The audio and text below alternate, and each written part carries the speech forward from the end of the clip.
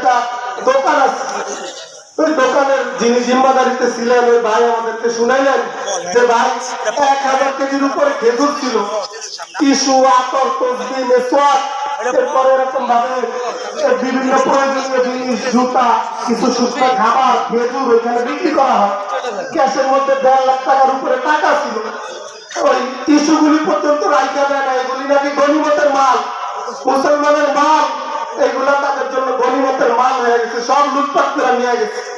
এরপরে আমরা যখন 300 মসজিদের মধ্যে ঢুকলাম, তো মসজিদের এক জায়গায় দেখলাম যে হকি স্টিক, স্টাম্প, এরপরে আপনার জিআই পাইপ, এরপরে হলো গ্যাসের লাইনের যে পাইপ গুলি আছে লোহার, ওই পাইপ মাথা আমার অ্যাঙ্গেল লাগানো, হকি স্টিকের মতো মাথা পাকানো, এইগুলি মসজিদের বিভিন্ন জায়গায় পড়ে আছে।